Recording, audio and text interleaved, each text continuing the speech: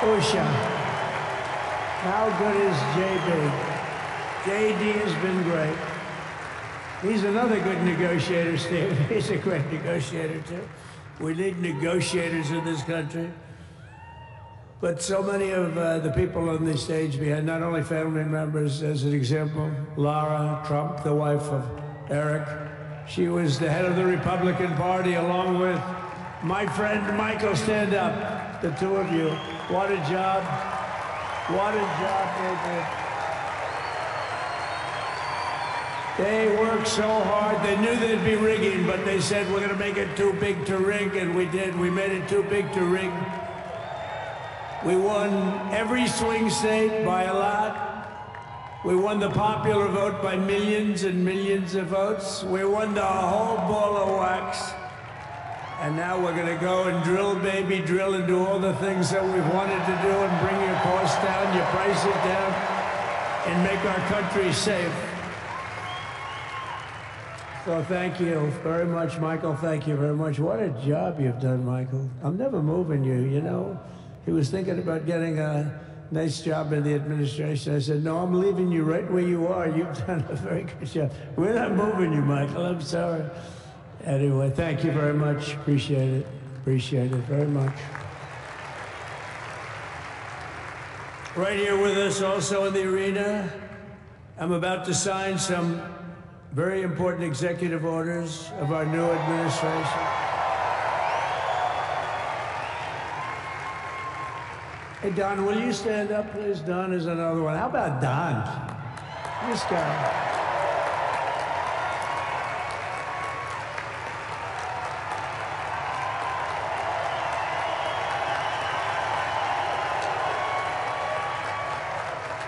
He's a popular one. He goes out and speaks. He gets a big crowd. He's a little on the rough side sometimes, but that's what you want. He's done a fantastic job, and he loves our country. Thanks, Don. Great job. You've done a great job. And Ivanka.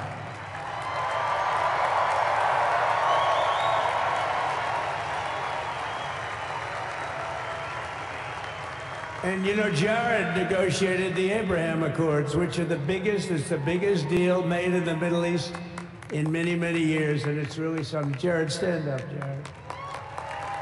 The Abraham Accords.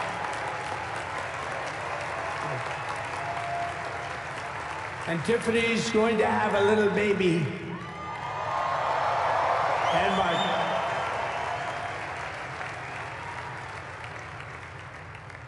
And then I have a very tall son named Barron. Has anyone ever heard of him?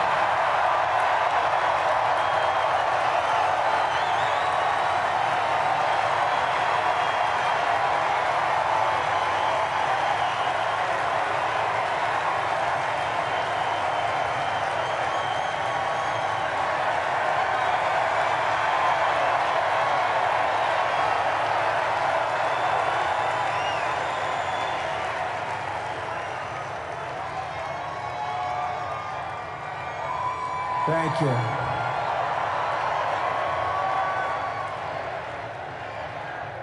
He knew the youth vote. You know, we won the youth vote by 36 points.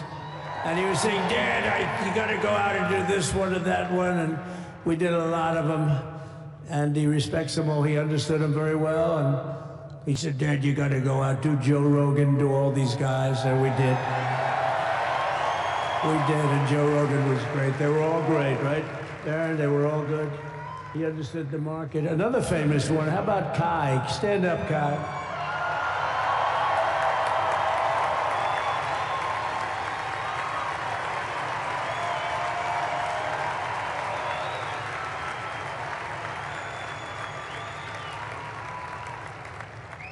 Is that Byron Donalds back there?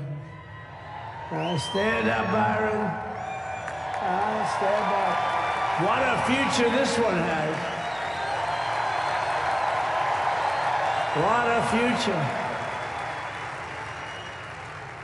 That's great, Byron. Thank you very much. And how about Lutnick, Secretary of Commerce? He's going to take in more money than any country has ever even thought about.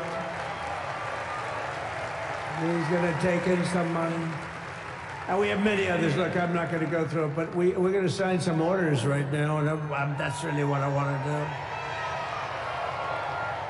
So we're going to sign executive orders. First, I'll revoke nearly 80 destructive and radical executive actions of the previous administration, one of the worst administrations in history. Maybe not one of them, the worst. Anybody that would allow millions of people to pour through our borders from jails, prisons, mental institutions, insane asylums, gang members to be taken off the streets of Venezuela and deposited in our country, and many, not just Venezuela. You know, crime in Venezuela is down 74% because they took their criminals and gave them to us through an open border policy of the previous administration. All over the world, they're emptying their prisons into our country. They're emptying their mental institutions into our country. It stops as of 1 o'clock this afternoon, okay? It stops.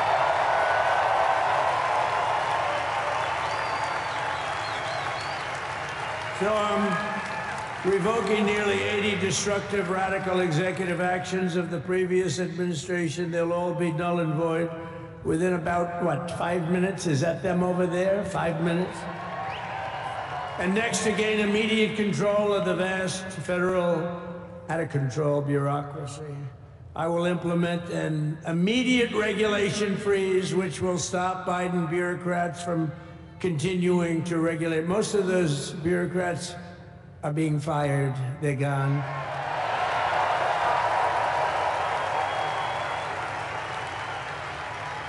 Should be all of them, but some sneak through, but we have to live with a couple, I guess. I'll also issue a temporary hiring freeze to ensure that we're only hiring competent people who are faithful to the American public. And we will pause the hiring of any new IRS agents. We will also require that federal workers must return to the office in person. And we're going to take the 88,000 people that they hired to go after you with guns. By the way, they're allowed to use guns and harass you like they were so many other people. Remember this, okay? Remember? Do you remember a little statement about tips? Does anybody remember that little statement? I think we won Nevada because of that statement. But they went out and harassed you over the tips. In other words, we are restoring control of our government to the people. We're going to take those 88,000. Let's see if they'd like to work on the border, because that's what we want them really on.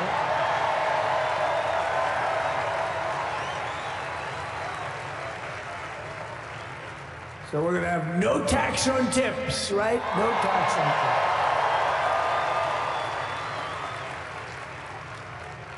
And we may have, like the Speaker of the House, is he here? He's done such a good job. Is Mike here? He's around here someplace. I saw him just a little while ago. Hello, fellas. Look at you guys. Yeah, I know it. He's great. He's doing great. They're all doing good. The Republican Party has never been unified like it is right now. They want to save our country. And we're going to more than save it. We're going to make it greater than it's ever been before by a lot. Next, I'm going to sign a presidential memorandum directing every member of my cabinet to marshal every power at their disposal to defeat inflation and rapidly bring down the cost of daily life, because your costs have gone through the roof in the last 4 years.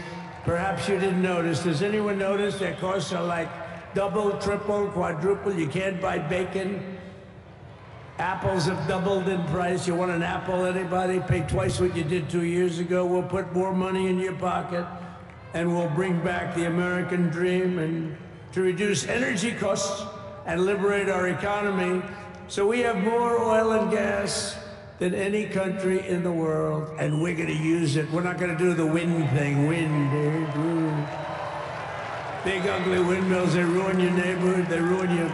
If you have a house that's near a windmill, guess what? Your house is worth less than half. And did you see up in New England with the whales? You see what's happening? So they had 2 whales killed in about 14 years. Last year and the year before, total, they had 28. So if you're into whales, you don't want windmills either. and they're the most expensive form of energy that you can have by far. And they're all made in China, by the way, practically all of them. And they kill your birds and they ruin your beautiful landscapes. But other than that, I think they're quite good, right?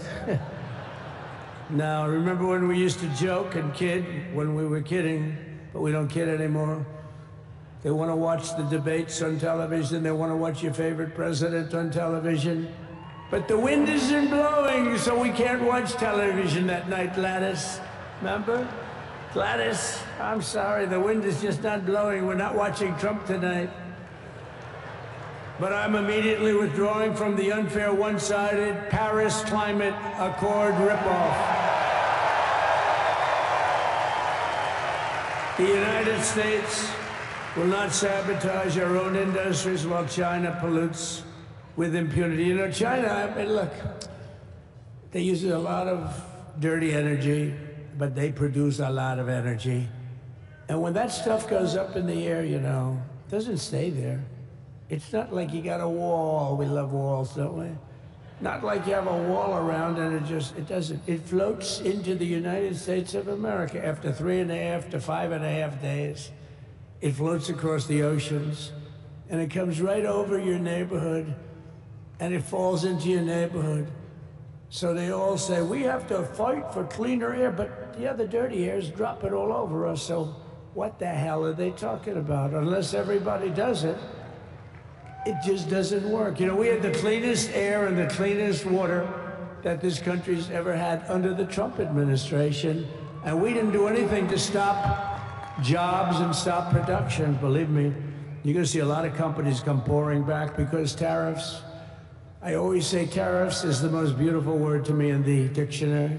Then I was reprimanded by the fake news. They said, what about love, religion, and God? I said, I agree. Let's put God number one. Let's put religion number two. Love, I don't know. We got to put that number 3, I guess, right? And then it's tariff. Because tariffs are going to make us rich as hell. It's going to bring our country's businesses back that left us. And I'll also sign an executive order to immediately end federal government censorship of the American people. In America, we believe in free speech, and we're bringing it back starting today to stop the weaponization. Oh, do I know about that? These creeps. Deranged Jack Smith. You ever hear of him? Deranged. He's a deranged prosecutor. He's sick. They suck him on me. He's now been reduced to getting on an airplane, going back to The Hague or wherever the hell he came from. We got to get rid of that guy. Hey, was he one of the many people that got a pardon today? Did they pardon Jack Smith? You know, did you know that Biden, while I was making my speech, pardoned his whole family?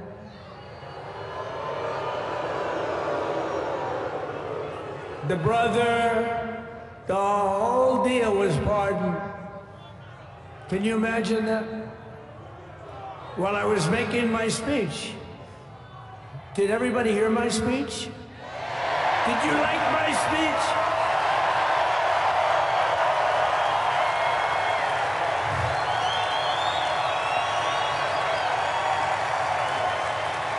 Thank you. I mean, the only thing wrong with it is I had a lot of tough things to say, and I have some great people that work for me. Sir, this is such a great speech. It's so unifying. Don't talk about Biden with his pardons of his family. We want a unified country. They said, don't talk about the J6 hostages that you're going to be releasing today. Sir, don't put that in your speech, please.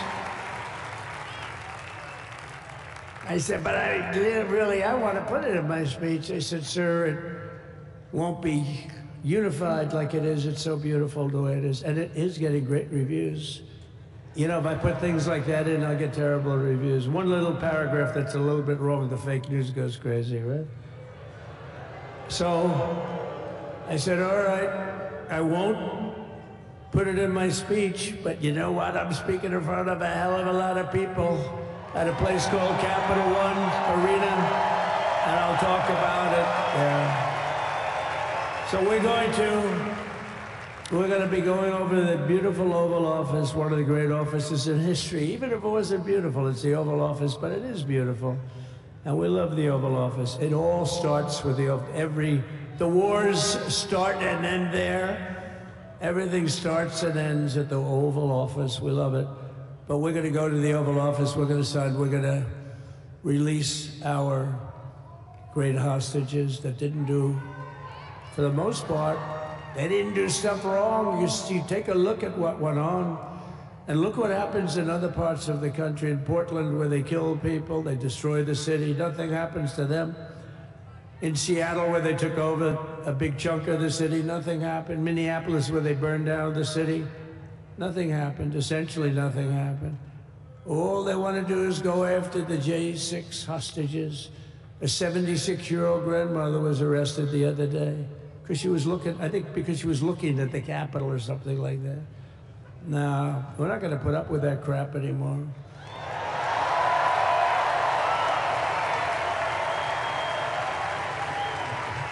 And to stop the weaponization of law enforcement, I've been investigated more than any human being in the world. I believe I have the all-time record. Every day a subpoena. Every single day we'd get subpoenas.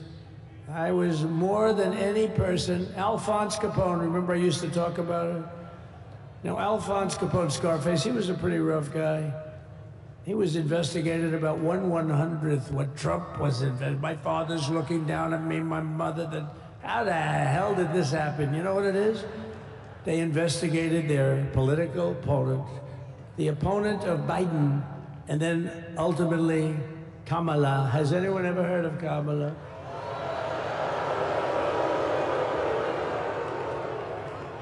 We had to beat two opponents, you know? We had to beat Biden, then we beat him. Now he goes on top. The guy was like 39 points down.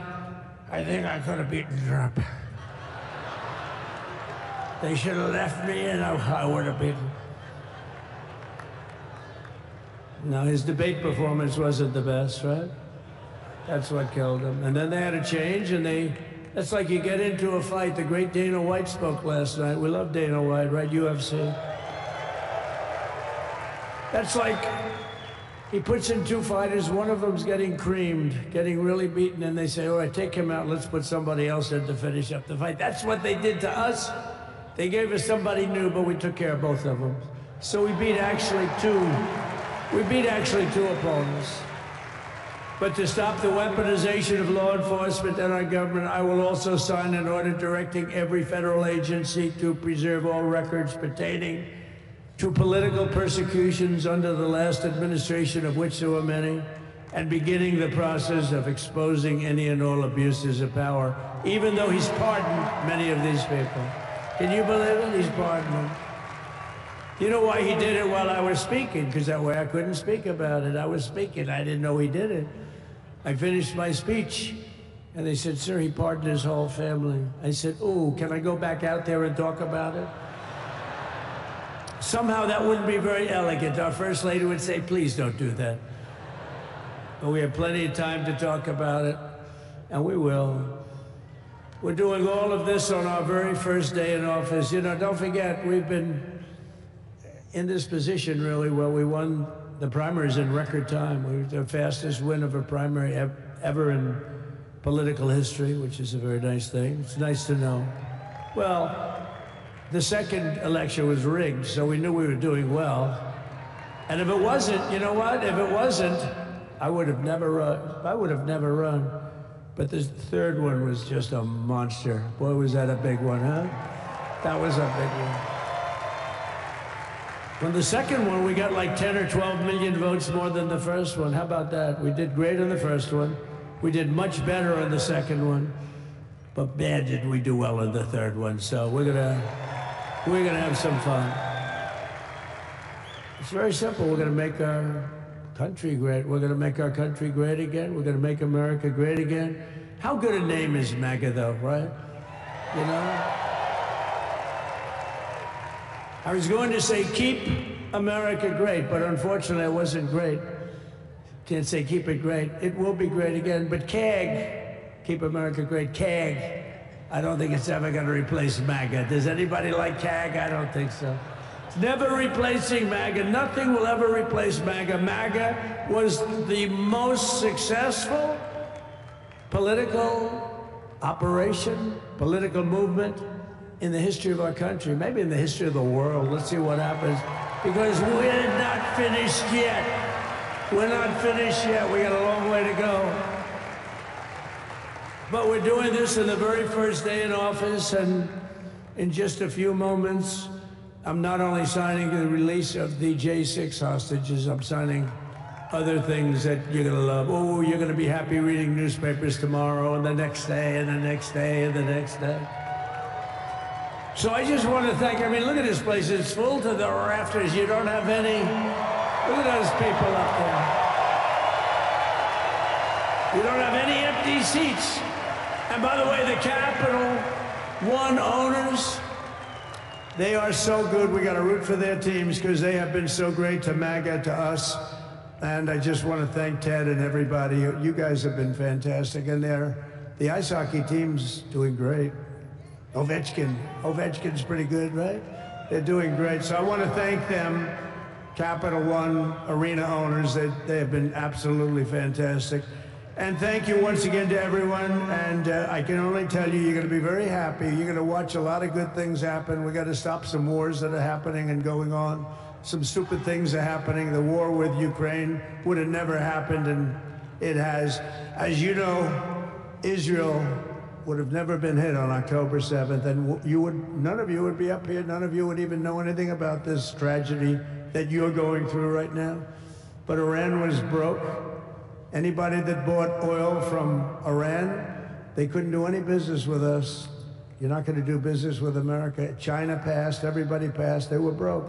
They didn't have money for Hamas, they didn't have money for Hezbollah. And your sons would be alive, and they certainly wouldn't be incarcerated like they are. It's a shame, but we're getting a lot of people out in a short period of time. So I'm going to go right over to here, and I'm going to sign in front of you. Is that okay? Good.